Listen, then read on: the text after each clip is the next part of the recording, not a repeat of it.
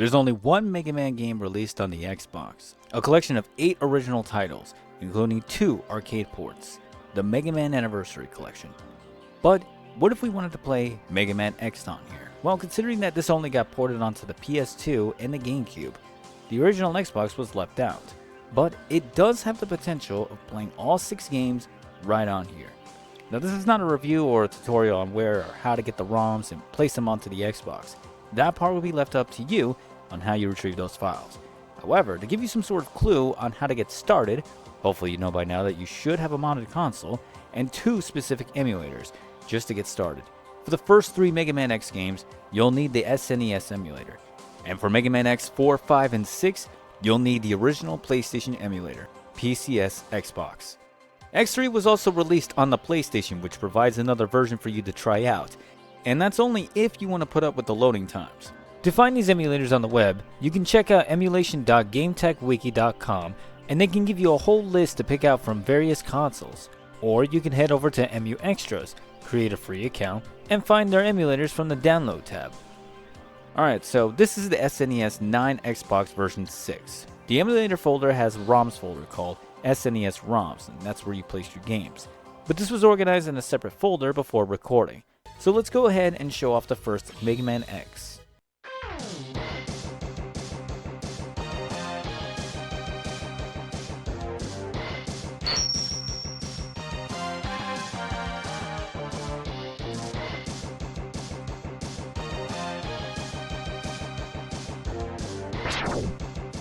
We're leaving all configurations by default. The only change here is that it's being played under 480p, twice the resolution the SNES renders, and so the picture is upscaled. This is how it'll look starting up the game straight away without any configuring, and because of that, everything is basically hard pixelated. You can see that not only is Mega Man and his enemies are blocky, but so are those text boxes. The emulators on the Xbox allow numerous ways of adjusting the screen, and giving it some filters to make it look really nice. For now, we're just going to run through the first stage like normal, so you get the idea on how this will work out. Right after going through the first level, we'll switch over to my preferred settings and do a side comparison on those individual screens. And as we compare them on here, you'll be interested in how it looks. Anyway, the emulator does a really good job in playing out the sound effects and the music authentically, while keeping it steady at 60. And you don't need to remind me about the music. Mega Man always had the best music, doesn't matter what series.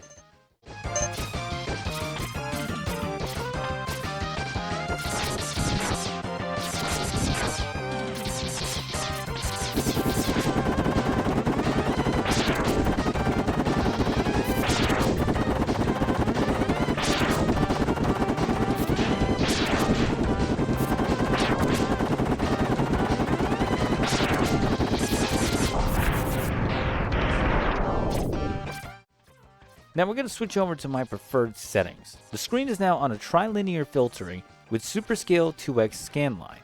This cleans up the image very nicely with added scan lines. You can see between these two screens there is a major difference in visibility. Scan lines are normally darker than they are now, and we'll showcase an example of that soon, but because it's so transparent it blends into the environment, and as it stands, it feels like a natural look on a 480 progressive resolution. You can even try this out with a 720p display. Now, not to get the wrong idea and having me speak for everybody, because some individuals prefer the hard pixel look and a stretched out display. And that's all good. Everyone does have a preference at the end of the day, but it's the simple fact that the original Xbox emulation should not be underestimated, especially when you are able to render the display at either 720p or 1080i. Although, these examples are only shown under 480p because it's a match made in heaven with a CRT television. Let's go over some of those filters here. So when we started off that first gameplay, it had no software filter, and on the hardware side, it's left as default point filtering. Hardware filter has 3 other options being the bilinear, trilinear, and anisotropic. Point filtering is the obvious difference out of the 3. The rest of them have the pixels smoothed out. But because of the resolution, you have a better look on Xbox emulation than the PS2 collection. There isn't much difference between bilinear, trilinear, and anisotropic unless you play around with the software filter. Here you have a wide selection of filters to pick out. You can smooth out those tough edges to give it a nice look, or go retro and use the scan lines.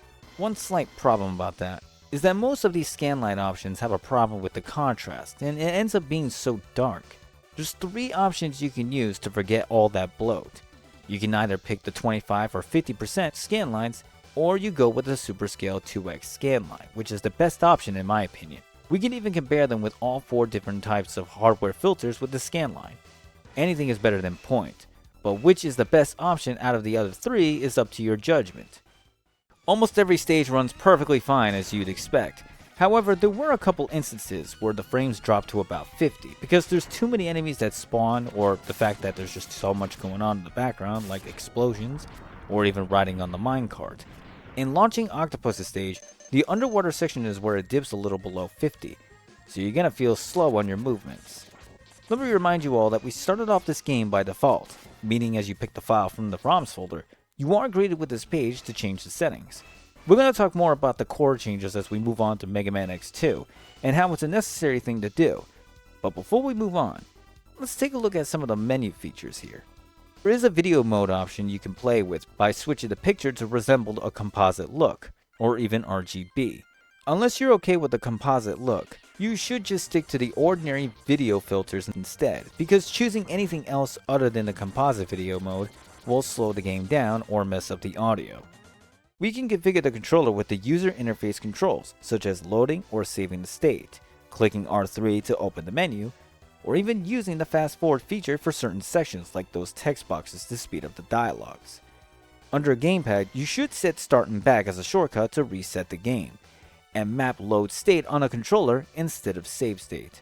Now it's better to save manually from the menu because you don't want to make a mistake in your game than accidentally save after that set example. Also, if you'd like, you can set up autofire on your controller.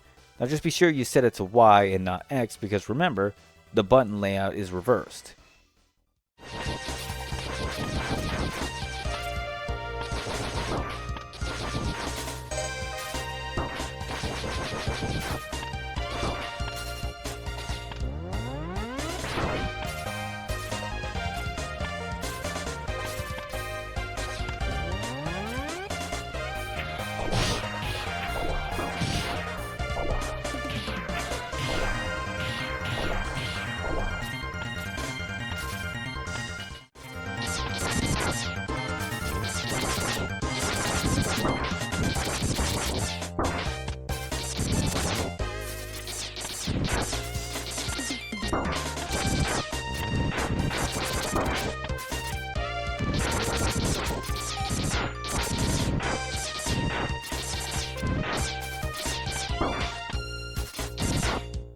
Alright, now let's look at Mega Man X2.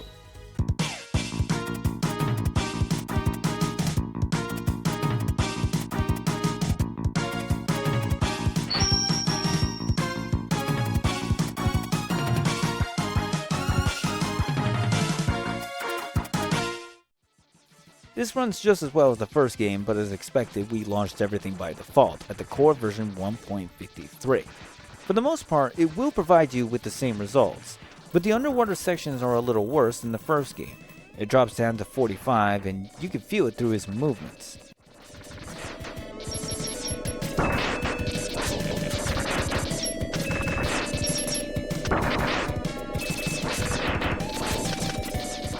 Now let's exit the game and come right back, except instead of pressing A, you press the X button and it should bring you back to this page.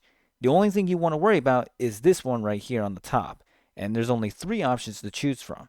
If you ever come across slowdowns that drop below 55, you can come back here by pressing X onto the game and switch to core version. 1.53 is the default core that gave us some slowdowns, so then you pick the other 2, such as 1.43 and 1.51. Keep this in mind, if you rely on save states, you cannot load that save state from a different core as they are incompatible. So if you have to change it, be sure that you remember that password. Once we change the core, everything will revert back to a normal state, including the Auto Wonder sections. You can see that it's running at full speed. And then after going through a few stages in Mega Man X2, it's easy to say that it'll run comfortably. Music and sound effects all sound authentic, and everything else is as fast as it was playing it on the SNES. You might want to start the game on either core version 1.43 or 1.51. That way you're not only deceived by its performance, but also to save you some time from saving your state onto the wrong core.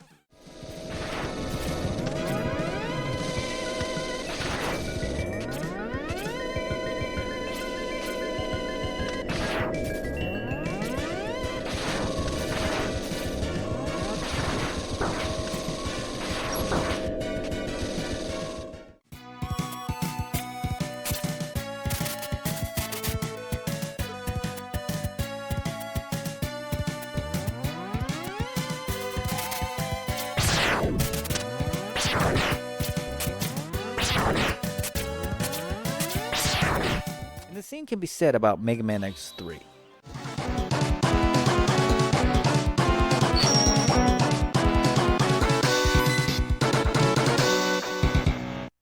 This is such a great opening with the music cranking in the background. Man, this theme is so good. Now, Mega Man X3 is more of the same thing you've experienced from X1 and X2.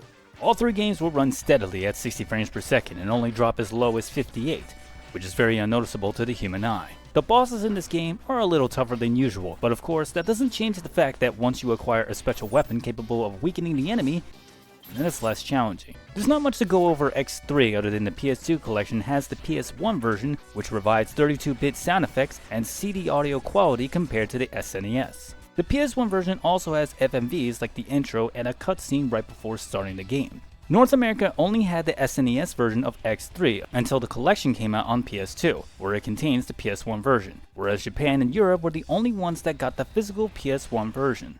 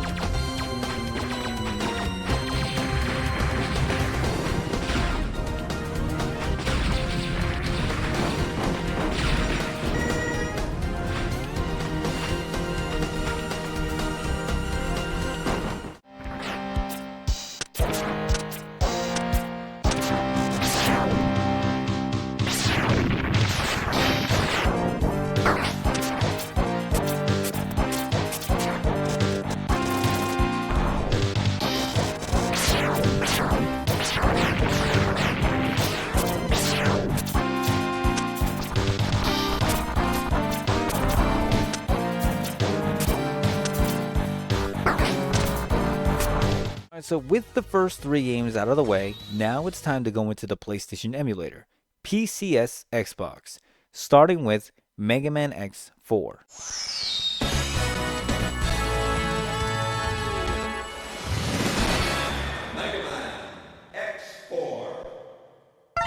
Mega Man X4 runs like it's a native port. Both X and Zero's gameplay work equally great on here. Right before we start the game, we do need to work on a couple settings here. Every time you load up a game for the first time, the page will come up to change the settings on how to run the emulator. This was already done back in my other video talking about the emulator running those games. But we'll do it again here, and this time you'll see step by step on how it should be set. You can leave BIOS the way it is and we'll just change the core version to 1.4. The GPU plugin should be set to Unite GPU, SPU plugin at version 1.9. Under graphics fixes, you don't need to worry about anything below frame skip and only concern yourself with frame limit on and frame skip off. And just like that, you can press B and start the game.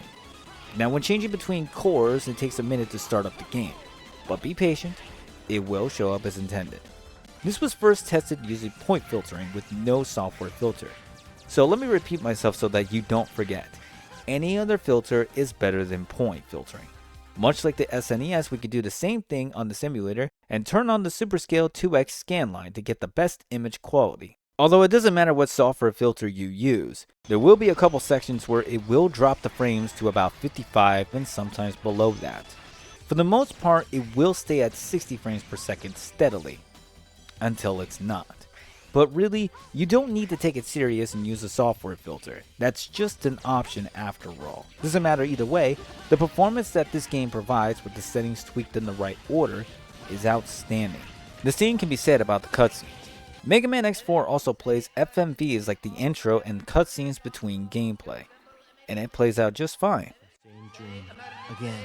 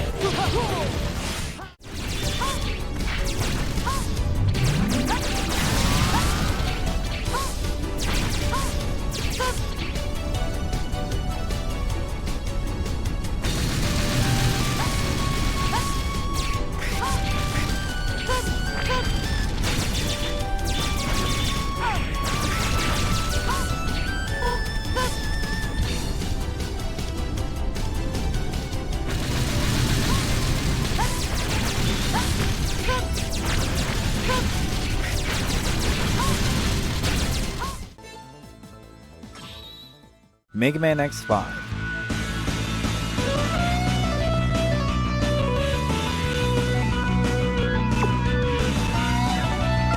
You can use the same settings from X4, but there is an alternative settings you can use that actually has an improvement in performance.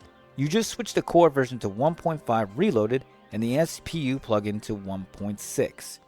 Mega Man X5 is challenging in its own strange ways. It was quite difficult to get through some of these levels, especially when Alia is consistently contacting you. Every time she does this, Mega Man has to stop whatever he's doing, and we're forced to put up with this dialogue. For the most part, nearly all of these levels run at full speed. You occasionally get a few drops of frames, but it won't be enough to interrupt your session. There's only one stage that'll temporarily give you some trouble.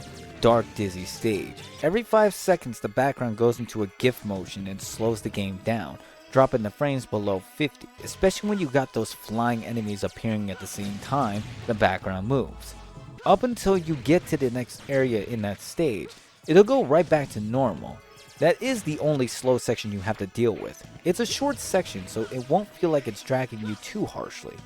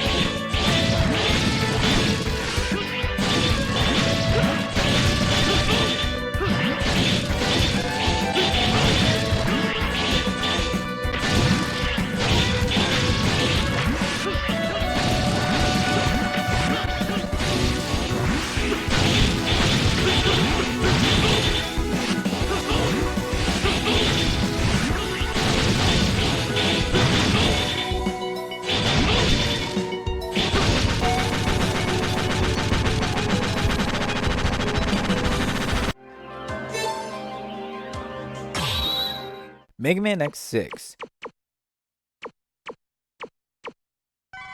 We'll start the game with the core version 1.4, GPU plugin at Unite GPU, SPU plugin at 1.9.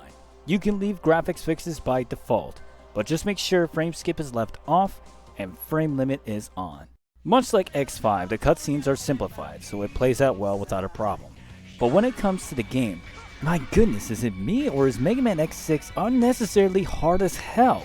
The challenges that are thrown at you feels out of balance, with random enemy spawns, stage hazards that are almost unavoidable. The handicap balance is insane. Your health bar takes more damage than normal. It's as though X is the weakest character and he has the Z saber. Well, anyway, Mega Man X6 will run just fine, but compared to all the other X games that was shown here, this is by far the weakest in performance. The stage hazards aren't going to put a dent on those frames, drops to about 50 and sometimes below that. The temple stage runs fine most of the way until it rains acid, taking damage from the weather of all things, and if you don't rush to turn this off, it's going to stay at 50 frames per second and even slows the game down by 10%. It's a similar result to the Dark Dizzy stage, but not quite. Here in this snow level, These boulders non-stop drop on you when moving forward, and every time it does, the frames drop almost the same as the temple, but this doesn't slow the game down.